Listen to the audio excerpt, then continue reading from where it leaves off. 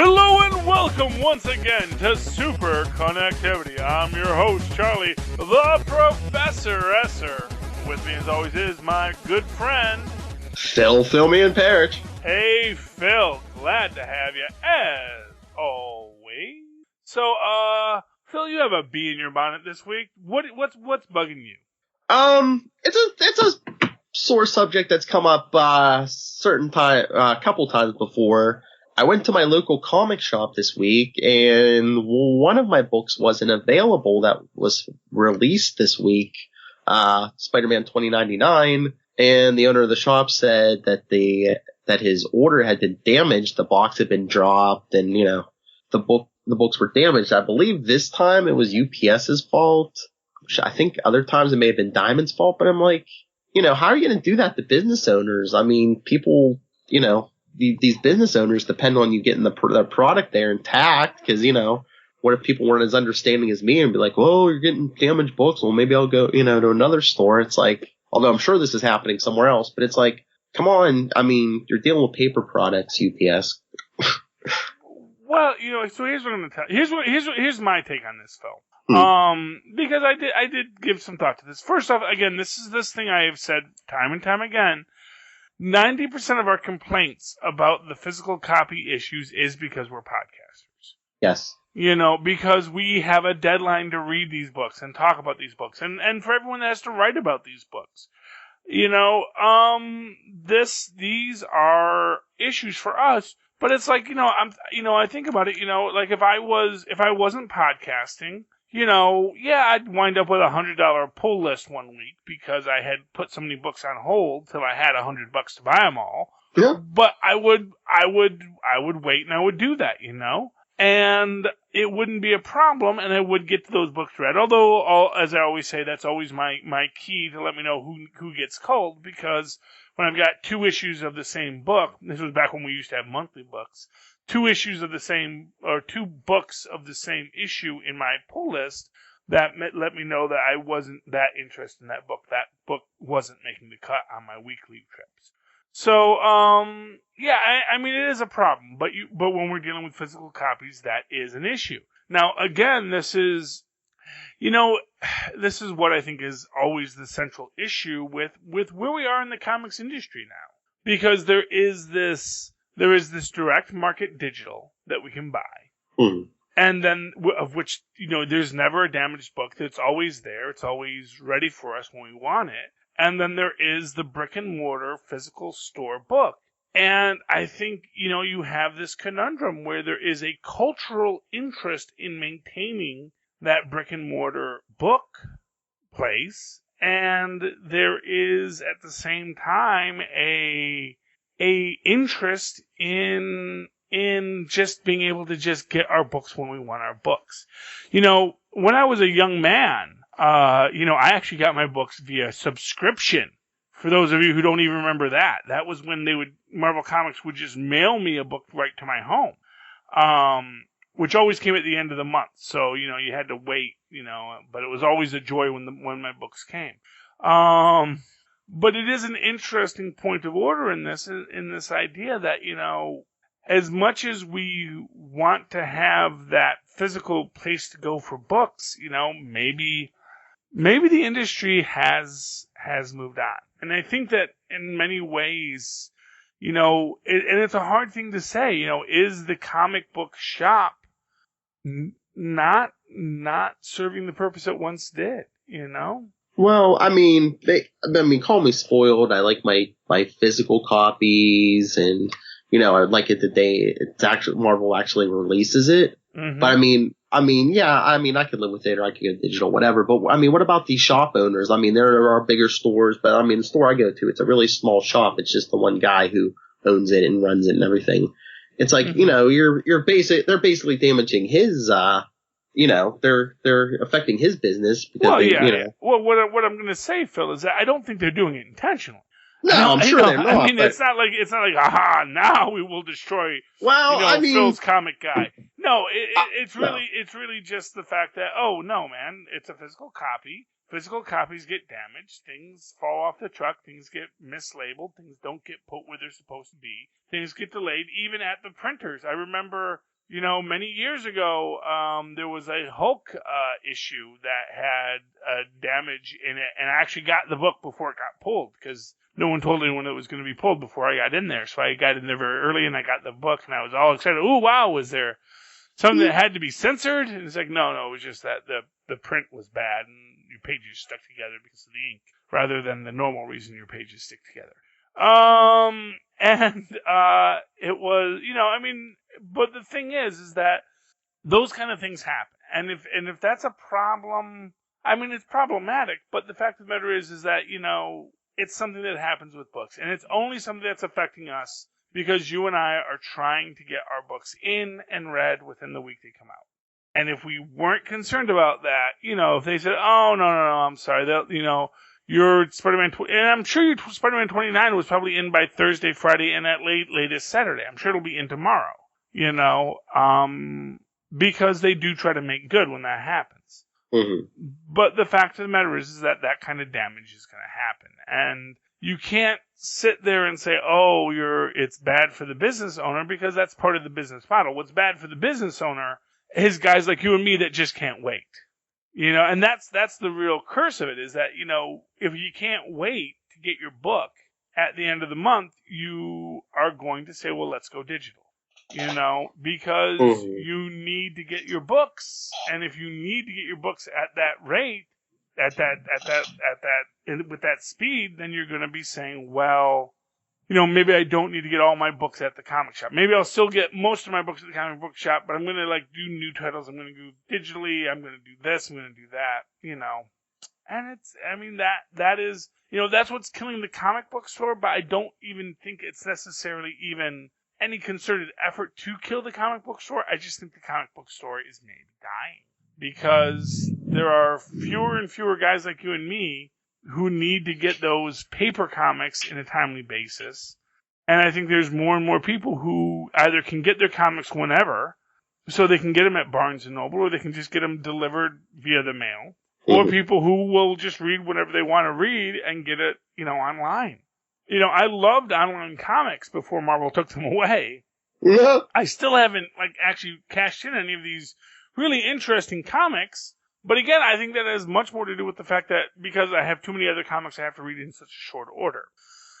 I think that because I have to read these comics in a short order, I am pressed to read these other comics. I don't get the chance to just read these.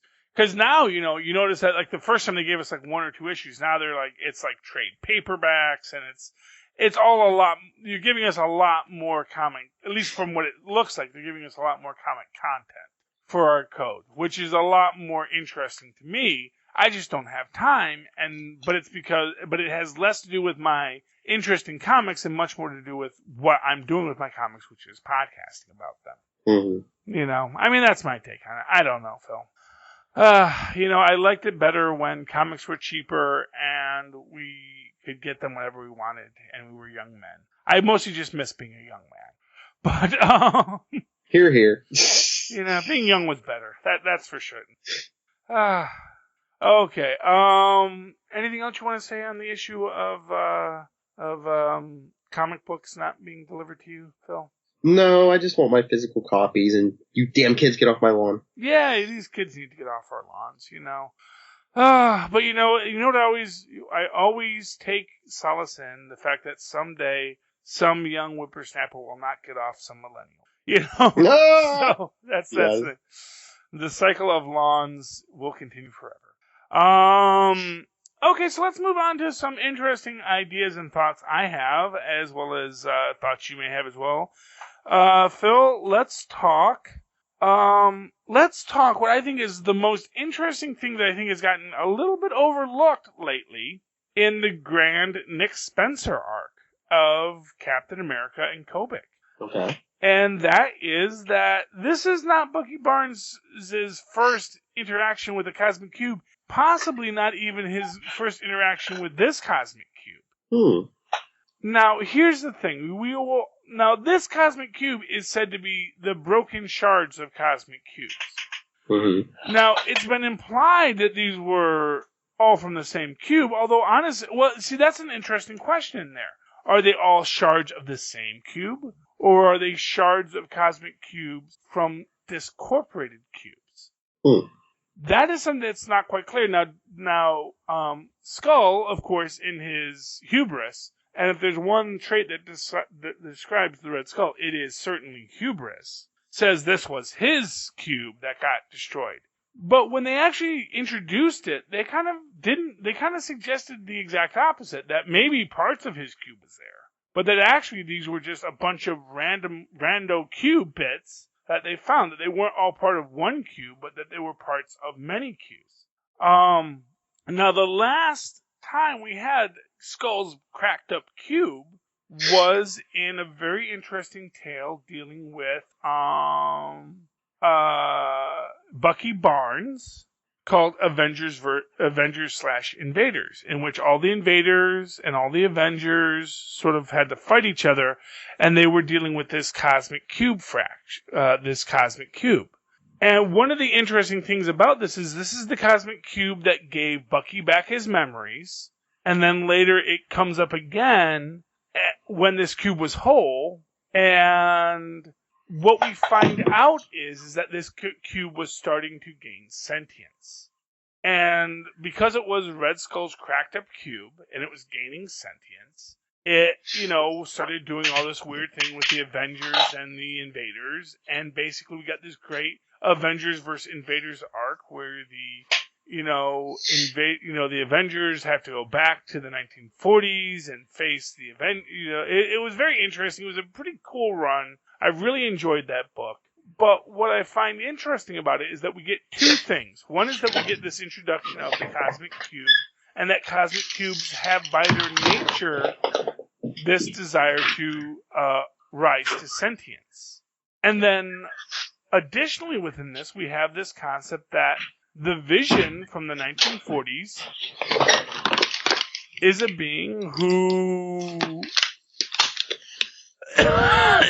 whose race from Smoke World, basically one of the things they do as they're traveling the universe is they find these sentient cosmic cubes and try to guide them into sentience. Mm-hmm. Yeah. Phil, can I make a suggestion to you? Sure. Yeah. If you're not talking, put it on mute, especially if you're going to start moving around. Oh, sorry. No, it's okay. There's just a lot of... Don't know what you're doing there, but there's a lot of pushing stuff around. At least I could hear on my end. I don't know if it's going to get picked up by the recording, but it was definitely hearable to me. Whenever I'm not talking, I try to mute it until I have something to say. Moving right along, but this was the premise of it, and as part of what it's sort of this the wish Bucky got for bringing back the cosmic cube, or for helping the Vision sort of help the cosmic cube, who I don't think ever actually got to a point of sentience in that storyline. But for helping it sort of move to the next stage, he got like his one wish, and his one wish was to bring Toro back. And Toro came back to life, and then we didn't really see a lot of Toro after that. He came back in the Torch storyline, which was another good thing with some art by Alex Ross. And what was interesting was we find out that basically what Toro's power was, that he was a mutant, which we knew, but it wasn't that he had flame powers. It's that he could absorb Horton cells.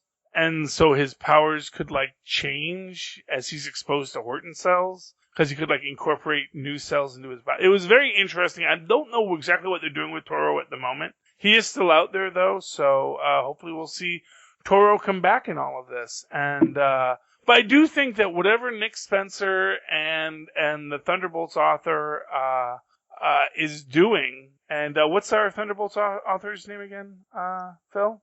Jim Zub. Jim Zub, yes. Jim Zub, who, very interesting stories to come with Jim Zub. But I think whatever they're doing, I think it's going to tie into what was established in these previous storylines with this cosmic cube. Now, there is an interesting question there, because the Cosmic Cube had one status at the end of Avengers versus Invaders, has a different status now. Is that Franklin? Is that Molecule Man? Or is it that actually where it was at the end of the story? We don't know. But it's interesting, don't you think? Yeah, because they were kind of painting Kobik as like the Cosmic Cube from Mark Waid's run on Captain America. But yeah, I mean, if it appears to be an innocent 4-year-old girl, but if you have multiple Cosmic Cubes mixed in there, I mean, she could be like mentally unstable. Well, she clearly is. You know? Oh, yeah. But dangerous, more dangerously so. Not the least of which just the fact that she took the form of a, 7-year-old girl or 4-year-old girl, whatever she's supposed to be. And can we think of anything less stable than a very young child? You know, I mean, yeah. Trust me, I have a 7-year-old and a 10-year-old. They are very unstable people. Love them dearly, but it doesn't take much that if they had the power cosmic, I would be quite worried. It would be very much worrying about being sent to the cornfield as poor Fixer and Moonstone got sent to last episode of the Thunderbolts.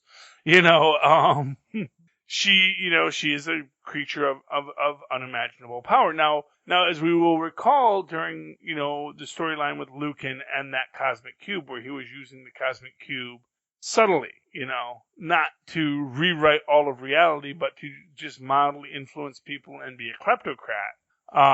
And he had to share his mind with the Red Skull. We saw that was a very cracked up Cosmic Cube. It was a cube with lots of cracks in it, but that's what gives Bucky back his memories. And if that is the same cube, it makes sense then that cube is going to have some affinity for Bucky.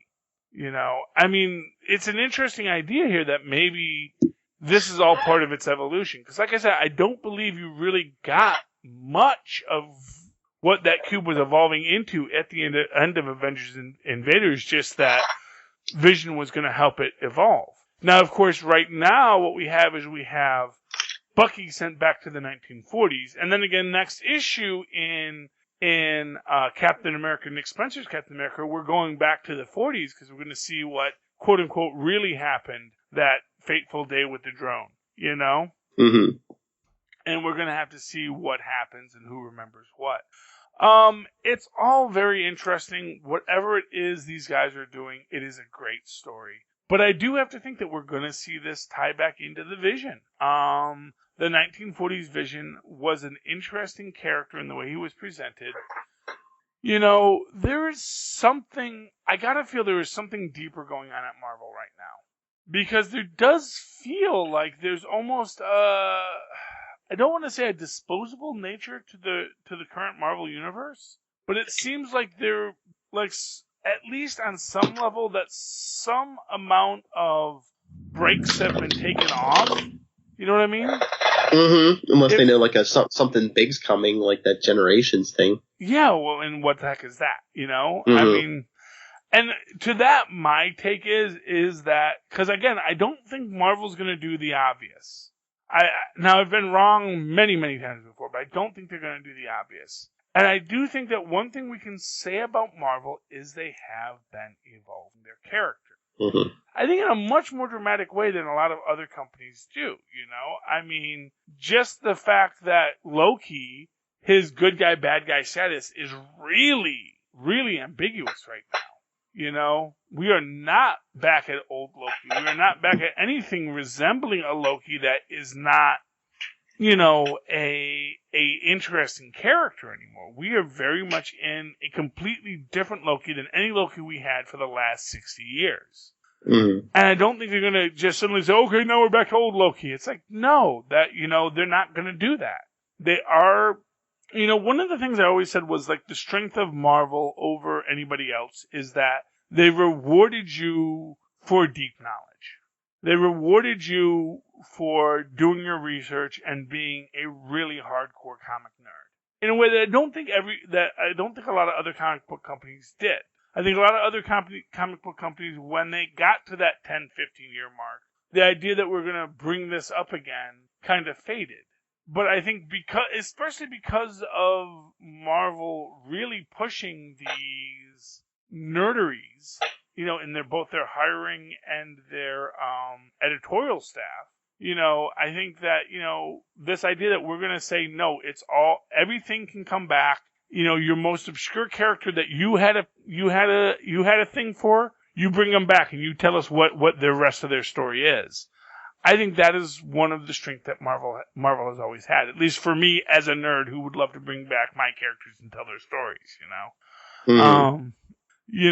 I think that's the strength of Marvel, and I do think that they're not going to abandon that just because they can, That's the thing with Marvel. I don't think they're going to abandon it just because they can. I think they're going to continue doing what has made them money all these years, I don't think Marvel is doing that good right now because I do think they're overburdening their market, but they may also be at a, I think that every so often comic books get to this point where they start throwing stuff against the wall to see what sticks.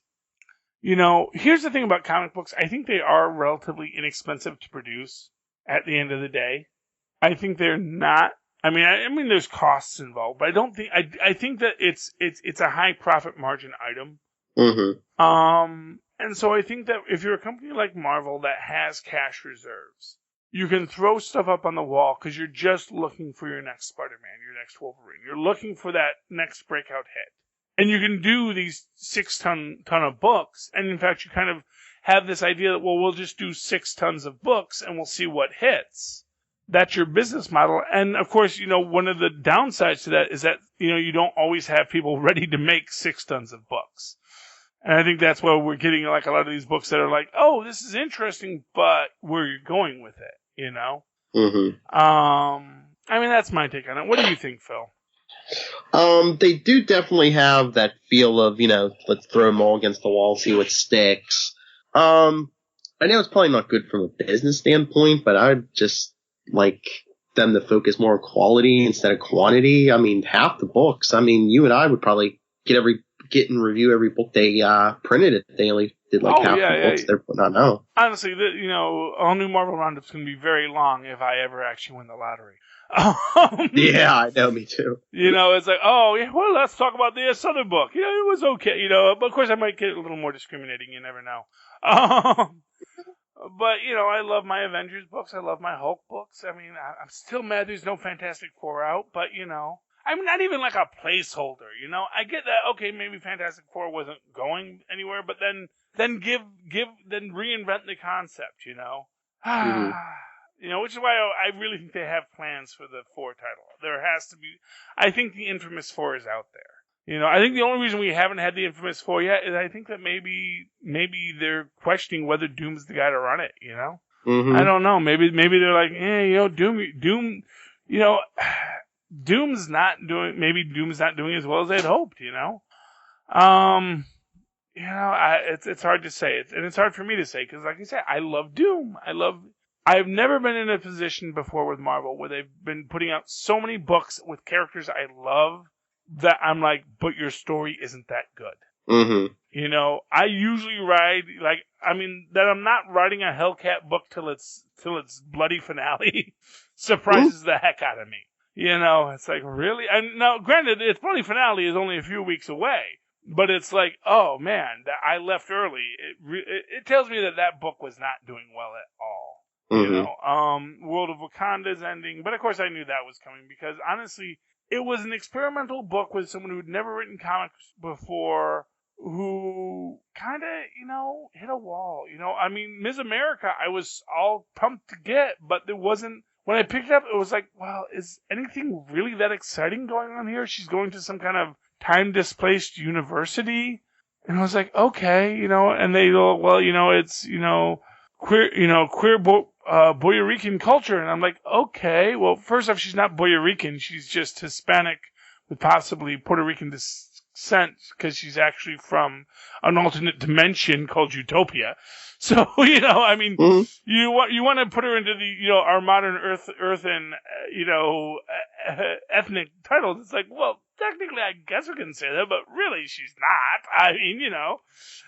Not that I have anything against them doing a queer, Puerto Rican character, so much as just is that this. And honestly, I was all hyped about that book because they totally put her uniform into the Miss America costume. So they were like totally giving props to the past, which I love when they do. But it's like, and I'm flipping through it, I'm like, where are we going with this? What is the thing here that's going to make me say yes? And honestly, it had this kind of, and maybe this is just me being old man and not liking these kids on my lawn.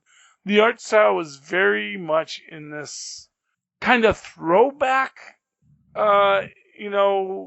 pulp comic style, but that had an almost anime quality to it that it doesn't sit well with me. And it's like it was like the biggest thing that kills me on the Hellcat book was that dang art style.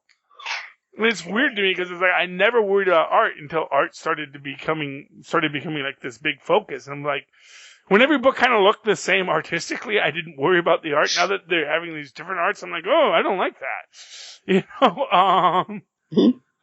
But that's me. Okay. Do you want to move on to Agents of S.H.I.E.L.D. or Inhumans? Sure. Okay, so one thing I gotta do a big mea culpa, because of course Tatiana Cott did not get cast as Medusa, but I knew that was a long shot. I knew that wasn't gonna happen. But I was a little upset about the girl they did cast because, like, the only credit they were listing for her was that she had played Zatanna on Smallville. And this was this interesting, which made me think, like, who is this girl? Is Marvel just, throwing, hot girl number 4 from Central Casting into this insanely important role for the Inhumans? And then I did go to her IMDb, and it turns out she's been in a show called Graceland. She's a major character in it, and she does have the strong history, but, because it wasn't a genre production, it's not getting mentioned in these write-ups about this girl, and it really confused me. How this girl is kind of getting short shrift by the nerderati community, because this is her first genre piece, except for Smallville. And it was just interesting to me the way that played out, I've deleted a lot of statements that I made on this subject because honestly, I'm now, once I got the details, I was like, oh no, she's fine, but I really felt that whoever was doing these write-ups weren't giving this woman, appropriate credit for the role she was in. And it goes to this weird thing about the sexism in the comic book culture. And we often think about it as the sexism at the top of the game, but I don't know. Right now I'm looking at this and I'm asking, really, is that sexism, down here with the reporters and the writers? And, is it not so much that, the people making these films are sexists and the people making these books are sexist as the people who are reviewing and promoting them are saying we don't have to promote that character because it's a girl. Marvel certainly does not have a great track record with its female characters. Even though these are probably the best characters they have, we still don't have a Black Widow film. But at the same time, I wonder how much of that is just the fact that in our entertainment media on this, we're getting mostly, people that aren't that interested in promoting this female character. I don't know. What do you think, Phil? I don't know. I agree with you that Marvel probably hasn't done enough with their female characters, but in this case, I don't know if it's the female thing, but it just seemed like in a span of a day or two, it seems like they announced the casting for Black Bolt, Medusa, and Karnak. Mm-hmm. So it was like, I don't know if some of them just got lost in the shuffle because it just, like I said, it was in the span of a few days, it just seemed like they laid down these 3 major characters for the movie. Yeah, but when you break it down, obviously Maximus is a big character. I'm not going to deny that. Yes. Marvel has tried to stand on its villains and has been trying to deal with its Loki problem, which is that the best character in Thor was Loki. That is their problem. So I don't worry about that, and definitely, the actor playing Maximus is their biggest name because, of course, he played another, totally insane, Game of Thrones character prior to this. That was his other claim to fame. So I get why he was big.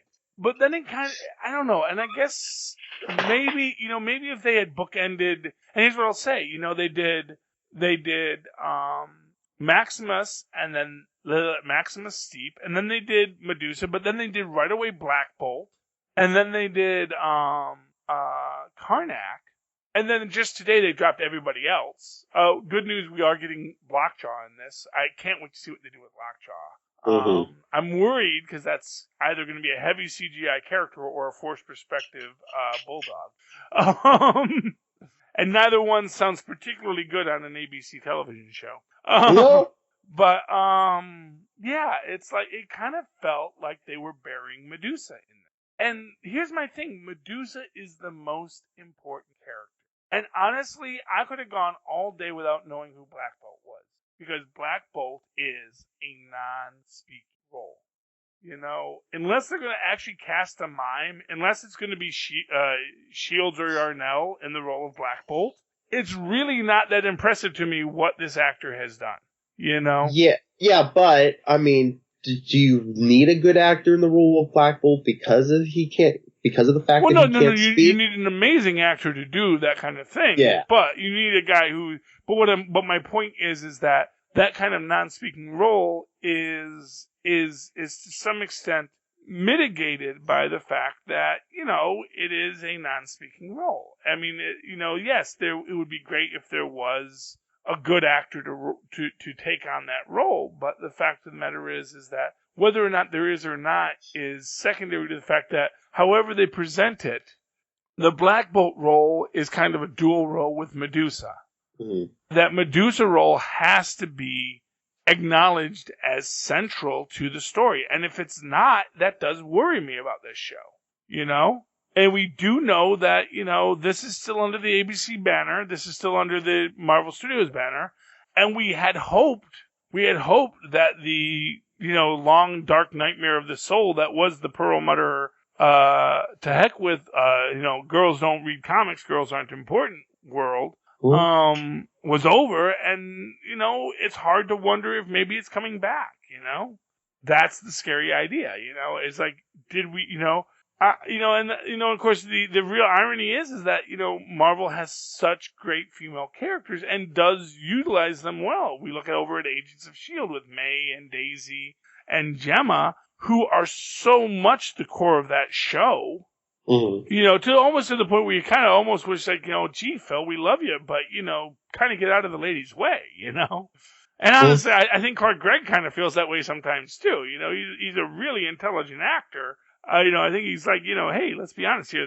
You know, people aren't tuning in to see, you know, middle-aged Clark Gregg. They're tuning in to see these awesome ladies, you know, that we have on this show. And generally speaking, S.H.I.E.L.D. has actually responded to that well and has made their female characters very central to the plot lines. But you do worry at times, and I am worried a bit about Inhumans and how they're going to handle the Medusa question. You know, that Crystal, again, is a character almost getting short shrift. And not for nothing, you can go back to the Kirby era, and Crystal was so central to the storyline.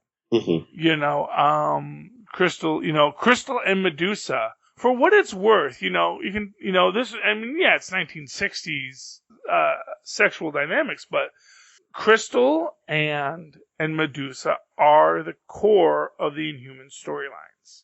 Medusa is the introduction of the Inhumans. Crystal is the POV character for the Inhumans, you know, and, you know, you hope that they're going to get the proper weight that they deserve.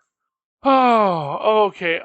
One final fan theory, which, Kenneth Smyson liked. I believe that when S.H.I.E.L.D. comes back on April 4th, we're going to find out that the big hinge of the entire Framework universe was that Fitz got to eat his sandwich. Mm-hmm. And because Fitz got to eat his sandwich, the entire universe changed.